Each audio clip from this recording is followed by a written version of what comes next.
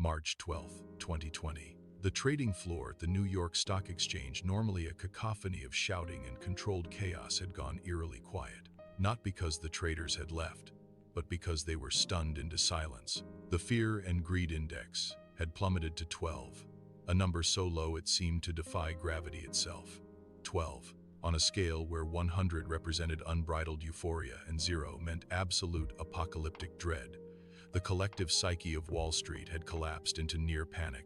Sarah Chen, a portfolio manager who had survived the 2008 crisis, stared at her screens with trembling hands. Every indicator was screaming the same message: sell everything, run for the exits, save yourself. The COVID-19 pandemic was spreading like wildfire. Companies were shutting down. Unemployment claims were spiking. The world economy was grinding to a halt. Around her, even veteran traders who had weathered decades of market storms were liquidating positions, their faces pale with fear. But Sarah remembered something her mentor had told her years ago. The market is a battlefield where fear and greed wage eternal war. The winners are those who recognize which emotion is winning and bet against it. The Fear and Greed Index wasn't just another number on a screen. Born from the chaos of market psychology, it was designed to measure the unmeasurable, human emotion in its rawest form. 7 different market indicators: stock momentum, market volatility, junk bond demand, put-call ratios, safe haven flows, stock price strength, and breadth fed into its calculation, each one a window into the collective soul of millions of investors. When these indicators aligned in one direction, they revealed something profound. Markets had stopped being rational. They had become emotional creatures, driven by primal instincts rather than careful analysis. At 12, the index was broadcasting a clear message. Everyone was terrified, convinced that holding stocks meant financial suicide. But here was the paradox that made Sarah's pulse quicken. Throughout history, these moments of maximum fear had been exactly when fortunes were made. The financial crisis of 2008, the flash crash of 2010, the European debt crisis. Every time the index plunged below 25, marking extreme fear, it had signaled not the end of the world, but a beginning, a bottom, an opportunity disguised as disaster. The conflict was simple, yet brutal. Should she trust the data and buy when everything inside her screamed to sell? Or should she listen to her instincts, join the stampede toward safety, and potentially miss the opportunity of a lifetime? Sarah pulled up the historical charts. There it was, the pattern repeating like a sinister heartbeat through financial history. December 2018. Fear index hits 6. Markets crater, then rally 30% over the next year. February 2016. Fear spikes during oil crisis concerns, followed by a multi-year bull run. August 2011. Debt ceiling crisis drives fear to extremes. Then, recovery. Over and over, extreme fear had marked turning points, but this time felt different. That's what they always said, wasn't it? This time is different. The 4 most dangerous words in investing. Yet the pandemic genuinely was unprecedented in modern markets. There was no playbook for a global shutdown, no historical comparison for governments forcing entire economies into hibernation. She watched the index hover at 12, occasionally ticking down to 11.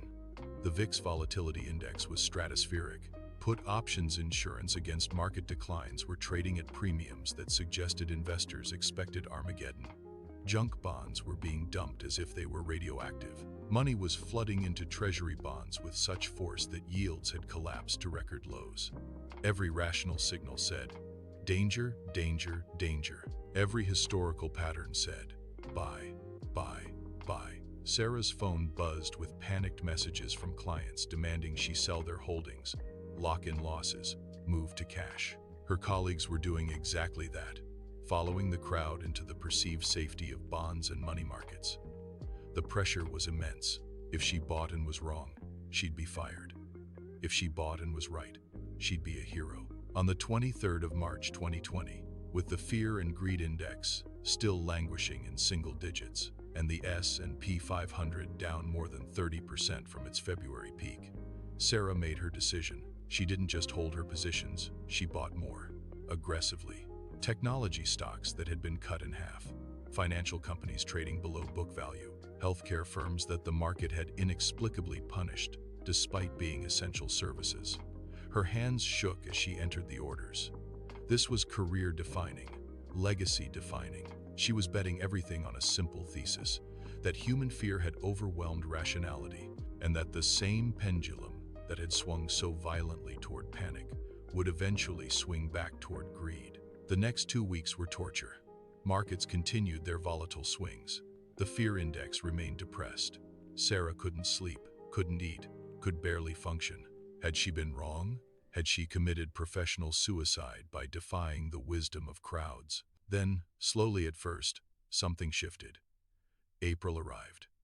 The fear and greed index ticked up to 15, then 20, then 30. Markets began to stabilize, then rise. The Federal Reserve had unleashed unprecedented stimulus. Governments worldwide were supporting their economies. Investors who had fled in terror began to feel the first twinges of a different emotion, the fear of missing out. By May, the index had climbed to 45 neutral territory. By June, it hit 60. Greed was awakening from its hibernation, stretching its limbs, preparing to run. The same traders who had sold everything in March were now scrambling to buy back in, driving prices higher and higher. The pendulum was swinging, just as history had promised it would. Sarah watched her portfolios surge in value. The stocks she'd bought in the depths of fear were up 40%, 50%, some more than 70%. Her clients, initially furious about her contrarian stance, now called to congratulate her prescience. But Sarah knew it wasn't prescience. It was simply understanding that the fear and greed index had revealed a timeless truth. Crowds are almost always wrong at extremes. By January 2021, the fear and greed index had soared above 80, meaning extreme greed. The same investors who had panicked 10 months earlier were now convinced that stocks could only go up. Speculation ran rampant. Meme stocks defied gravity. Cryptocurrencies exploded. The pendulum had swung from one extreme to the other, and Sarah recognized the signal once again. This time, she was selling. The fear and greed index had taught her its most important lesson. Markets are not machines that process information efficiently. They are living organisms driven by human psychology, forever oscillating between terror and euphoria. The index couldn't predict the future, but it could reveal the present emotional state, and in that revelation lay opportunity. Fear and greed would wage their eternal war. The index would continue its endless oscillation between panic and mania. And investors like Sarah, who understood that the best opportunities emerge when emotion overwhelms reason, would be ready to act when others were paralyzed by whichever force held them captive. The number on her screen read 82, extreme greed. She smiled and began drafting her sell orders. The cycle would continue. It always did.